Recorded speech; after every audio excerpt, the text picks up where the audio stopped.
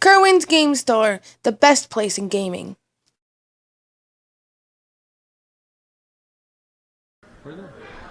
Welcome everybody to round 7. This is our round 7 feature match. We have Nicholas Cook with Evil Swarms on the left, and we have Kirwan Lamar Williams with Spellbook on the right. I'm sure I butchered that. I'm Alex Skank, and this is Tyler, my partner in crime, and we're getting ready to commentate this round 7 feature for you. So, initial thoughts, Tyler. What do you think who do you think has the advantage going into this matchup, Evil Swarm or Prophecy? Well, Evil Swarm stops High Priestess summons, but I'm sure that the Spellbook player can work around Ophion rather quickly. And there we have the opening of the One of Rabbit. Yeah, that's pretty important. That's also I mean, being able to establish first turn Ophion is huge. Does Garen play Effect Veiler at all in his main? Nope. Yeah, just 3 Maxis though. Okay. So, I mean, the Maxi would have been nice right there. That would have been 2 cards. And it would have went +1. And we see Nick searching for Infestation Terminus, I think, is it? Or Infestation... Which one? The trap card. The trap, not Terminus. Infestation... Pandemic, or... Pandemic's the spell, I thought. I don't know. It's on... I played the deck for so long. Infestation Infection. Okay. You know, I've got the deck list here and I'm not using it, everybody.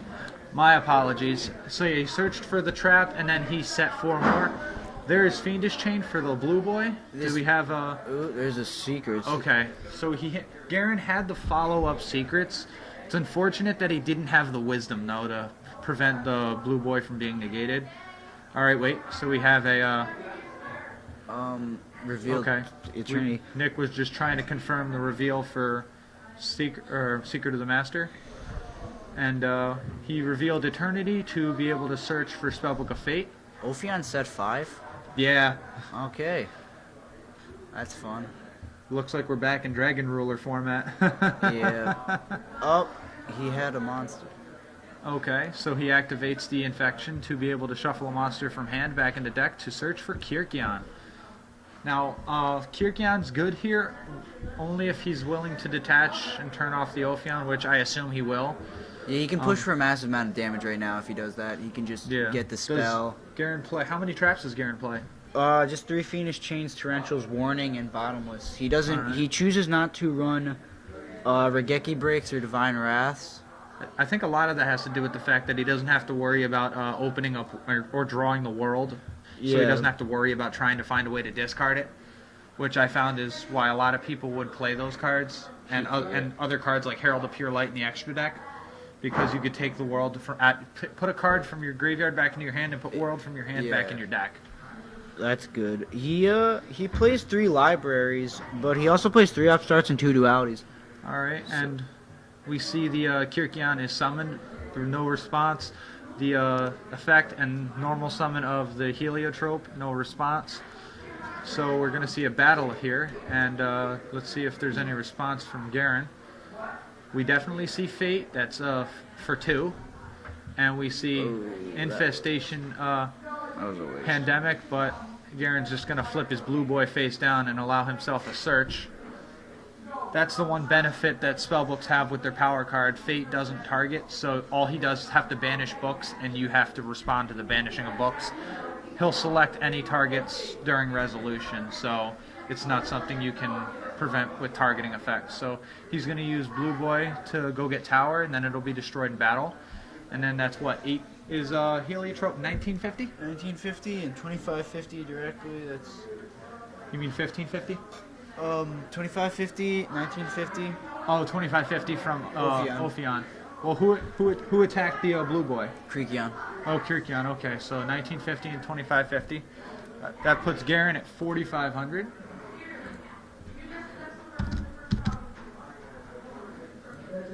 Darn. No, not 4,450. 4,500.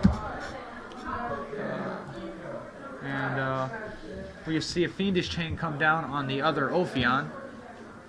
Fiendish Chain does not leave the board. And we see the other Ophion add Pandemic to hand. So Yeah, he finished chained and he chained pandemic. So there's one pandemic left. okay. Well, I think he. Yeah. Okay. He. So he used a pandemic on the fiendish chain, so that way he could search. Okay, I see what you're talking about. And we see secrets come down again. And there is the blue boy. Is there a response to blue boy summon? And Nick lets it go. I see Tower, Master, Power, and Eternity, and there are secrets. So he just used secrets to search for secrets. I think he's feeling pretty good.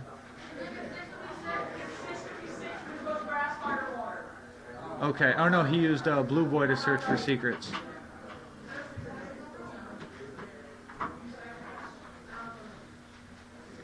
Is there Wi-Fi down And let's see, he activates the Spellbook Tower, and then he just passes turn. Ophion's going to activate its effect to search for a spell trap. Wait, no, he's just detaching. He's paying cost. Oh, but can you activate the effect if you know you can't resolve it? Yeah, you can detach. He was paying the cost. No, but Ophion. I mean, can you activate an effect if you can't pay? If you know you can't resolve the effect? Because I know there are certain you cards. can always pay the cost. Okay. So he upon summoned Kirwan and he just and made scooped it another exceed, and that's going to force the scoop out of Garen. So we have Nick Cook and Evil Swarm winning Game 1 against Spellbooks. We'll be back with Game 2 right away. Welcome back, everybody. This is Alex from the Catskill Regional, and I'm with Tyler, and we are covering Game 2. Nick Cook took Game 1, and Garen decided to start Game 2. He led us off with an upstart Goblin. And let's see what else he decides to do after that. He summons a Blue Boy, or play secrets, search for Blue Boy, summon Blue Boy, search for Master. Master reveals Tower, and that's going to allow him to search for something like Spellbook of Fate. And before I forget, got to give Nick Cook the 1,000 from the upstart Goblin.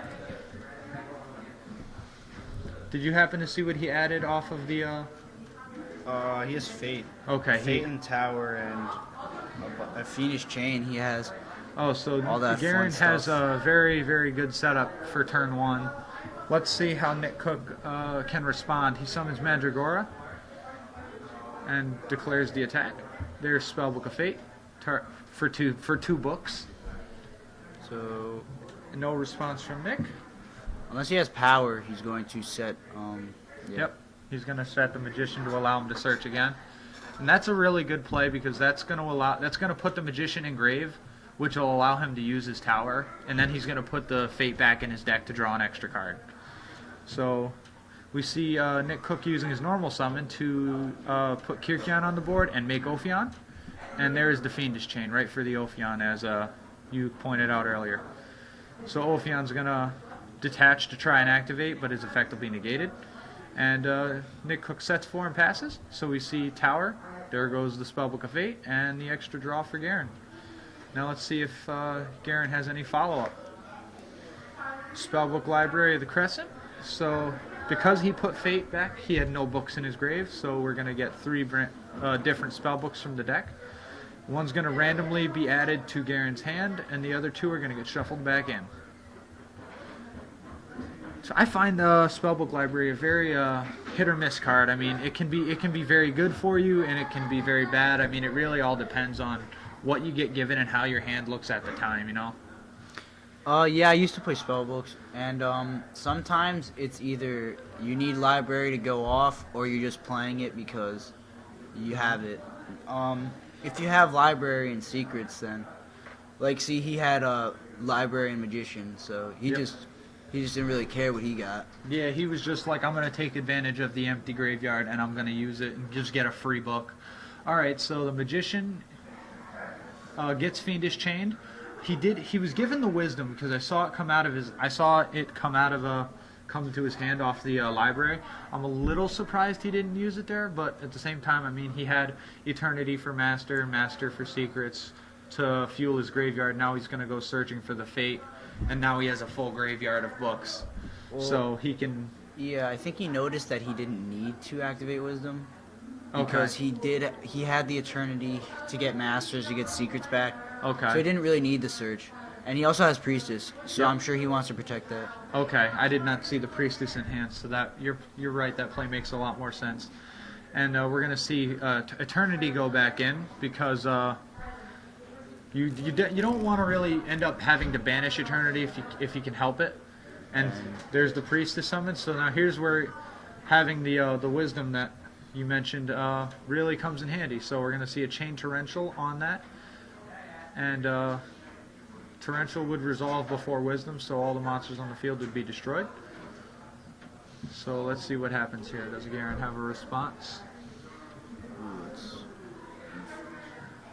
I see him banishing 3. Okay. So he wants to make Eternity live. I believe that is the case. Let's see if... okay, he's just going to banish the face-down Mirror Force, and... Fiendish Chain goes. Yep, because the Ophion... Or the other Fiendish Chain goes as well. Yeah. Let's see if there's a follow-up play here. There's the Eternity you mentioned, which is just going to do Master's Secrets again. Well, no, he needs a Spellcaster, so... Oh, there's the Apprentice Magician you talked about. That is a very old-school card.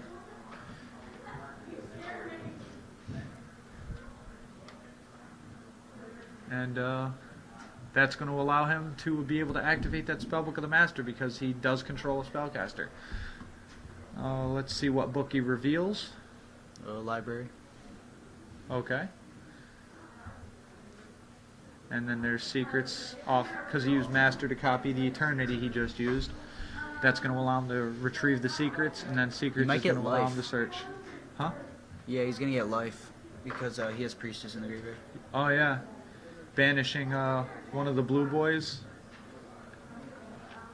for the, and then there's that, and then did he banish? Is he getting ready to banish the library to target the face down? Let's see. Okay, he's banishing Fate. Okay, I mean, he pretty much got what he wanted out of that situation because him putting the Fate out of play means he's going to Eternity for it. And if the Priestess got Fiendish Chain, that happens. It's a Fiendish Chain that's not going to hit something else. And right now, he's in a fantastic position. Okay, he destroys Apprentice Magician. That's 1550 to his life, but he's going to go get a Blue Boy, which is going to get him a Secrets, which is going to get him rolling. 5. So let's see, that'd be 6450. I believe Garen attacked for 400. Oh yeah, he did attack for 400. You're right. I did miss that. How I wish we had audio watching these matches. Alright, so we see Priestess activating effect, banishing that. Banishing the Wisdom, I should say. And then there's, the MST chained. Okay, so that's going to destroy the Heliotrope. I mean, at this point, I would say it's almost academic. Yeah. It's just a matter of, do you want to play it out? I mean, even if he's got no cards, Priestess is going to just be popping. I was going to say, even if he draws the rabbit, making whatever it is, it's going to get faded away. But I think you'd almost hit the rabbit right off the bat. Yeah, if you top decks Dark Hole, that might make things interesting. It would turn the tide, but he would. Yeah, okay. So Nick Cook realized that it was pretty much an uphill battle, and he just decided to scoop it up. So we're going to see Game 3 between Spellbooks and Evil Swarm. Garen Williams taking Game 2, and we will see you all for Game 3. Nice. Lead us off. Alright. Hello, we're back. It is Game 3, Evil Swarms versus Spellbooks. Evil Swarms will be going first. I'm Tyler Prinzo. And I am Alex Kank, and we are here. Nick Cook starting off with a Thunderbird set 3. And looks like we're going to see a set monster and 3 back rows as well. Ooh, Macrocosmos. First turn against Spellbooks. That can, definitely a good card. Yeah, that can definitely be a game changer, because that right there is turning Fate off. Because he'll never be able to get a book into the graveyard. Ooh. There's a very tricky card. That is Shades of 2007. when And, Apprentice Monarch was a really big deck. That's Old Vindictive Magician, for those that don't know. It's a level 2 spellcaster, and it has the flip effect when it's flip face up. Destroy a monster on the field. It's pretty much the spellcaster version of Maneater Bug. So being able to get that Mandragora off the or the Thunderbird off the field was absolutely huge. Yeah, especially when macros on them too. Spellbooks doesn't have many outs to Thunderbird. No, considering Thunderbird can react to anything. All right, so we see. Oh, he activated Tower and then banished Justice to be able to search for secrets and Priestess. You better get an Ophion on the board, Yeah. otherwise Priestess is coming down. Yeah, I mean, he still has 3 back rows, so, and considering Nick Cook's running 16 traps, I feel like he has some sort of an answer for it. Because I feel like he wouldn't just press for another 1950 and pass without having some sort of a protection from the Priestess. Williams also sided 2 Black Horn of Heaven. That'll definitely help him if Well- the Ophion does happen to come down. He sides it, but if he put it in, it would be very helpful. Yeah, and I mean, I see right here that Nick Cook also, along with, main decking Macrocosmos, he's placed things like Eradicator Epidemic Virus and, DNA Surgery to help turn off spell books, because he can use DNA Surgery to call Dinosaur, and based on his extra deck, that's exactly what he does, because he does have the obligatory 1 copy of Lagia and Dolka, which will allow him to be able to make the Evil Tsars with a DNA Surgery activation. This could be bad. Yeah. He did not have the Torrential this time, but Did he MST the macro? Yes, Yeah, he did. he I see the MST'd ghost the MST in the grave. Oh, my dear. so This is definitely not looking good right now. And that Priestess is protected from trap cards for the turn, so he can attack, and the only thing I think he fears at this point is Book of Moon. So Priestess attacks, that's for what, 550? he blew him up. He used his effective. Oh, he used the effect to blow it up, okay. I thought he had already used the Priestess effect, that's why I was asking there. And then he follows that up with a Blue Boy summon, which is going to get him a search. I believe he'll probably search Fate if he doesn't already have it. Has he declared attack? Okay, he's just end phasing Typhoon, I suppose. I believe we're getting a life change here. I didn't see anything that declared an attack, but yes, Nick Cook took 3,000 from both monsters attacking directly. If he has a Black Horn right now, this could be pretty bad. much a game, almost a game clincher. Does he have? Does he have the horn? He has a chain, His chain. which is the next best thing in this situation, because now he's going to activate Tower because he controls the spellcaster. There goes Spellbook of Secrets. Was that? I believe. Fate. Fate. Okay, and then Spellbook of Secrets is going to get banished for 1 back row. He hit the warning. He's Ooh. just having fun out there.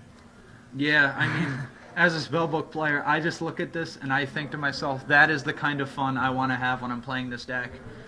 And here comes Justice, Oh and my goodness he's already gracious. played a spellbook this turn, I believe, right?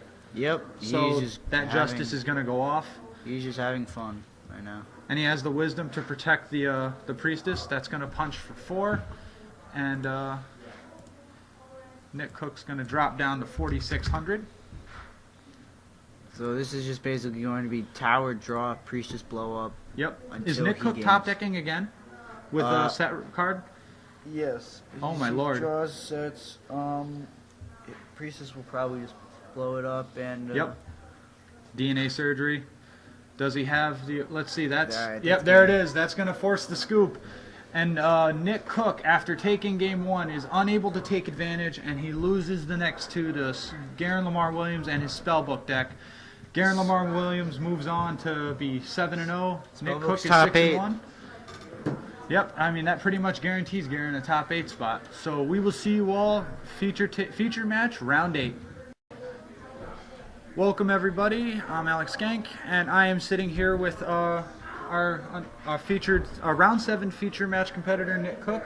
Unfortunately, we saw it didn't go too well for you, but I still wanted to get you in here because I thought the fact that you were running Evil Swarm in today's meta, which is predominantly Bujin and Girgia, I thought that was a really interesting deck choice. So I wanted to get you down here, and I wanted to get your thoughts on that. So what inspired you to actually play Girgia today, or excuse me, Evil Swarm today? I'm bored. It's the only deck I had. That is actually a very good reason. So I will then ask you, what have your matchups looked like today? Like, have you been running? Round 1, I played a Harpy, a 2/1 deck. Round 2, I played Fire Fist, and I just banished all his bears. He gonna do anything. Round 3, I played Bujin. He wasn't very good. I beat him pretty easily. Round 4, I played another Bujin, and he went to full house me, and I had the tools for it. And I had Light Mirror Surgery. He just can't do anything. And round 5, I played against Girgia, and game 1 he just needed to draw a guy, and he didn't, and I Thunderbirded him to death. Okay. And then game 3, I got it with just Ophion, pushing with Pandemics. Okay, awesome. And round 6, I beat Water. Nice. So it's definitely very interesting deck choice, like you said. But considering it's all you had, you No what you have. No Exciton right either. Yeah. Can't afford that either. So I wanted to also, ask you, as I've been asking everybody, what are your thoughts about, Dragon of Legends, which is set to release next I week? have no idea what's even in this. There's that soul card. Soul Charge, yep. Yeah, that shit sounds broken. I don't know what it does, but everybody told me it's broken, so I'm just gonna go with it. Long story short, it's target any number of monsters in your grave, special Oh, summon and them, then 2,000 and you take 1,000 per monster summon. Oh, that's a nuts. Yeah. So, and you got your invite at the Syracuse Regional. Yeah, I just did this for fun. Okay, so Trying to get the top. I assume we're going to see you in Detroit? Actually, my grad party is that weekend, and I'm not trying to get shot, so I'm going to stay away from Detroit for that weekend. All right, so thank you for coming down here. I just had to, quickly quiz you on why you were running Evil Storm, because I thought it was a very interesting deck choice. I'm and, bored. I'm the happy to truth. see you doing well. All Thank right, you, thanks. Nick. Appreciate seeing you.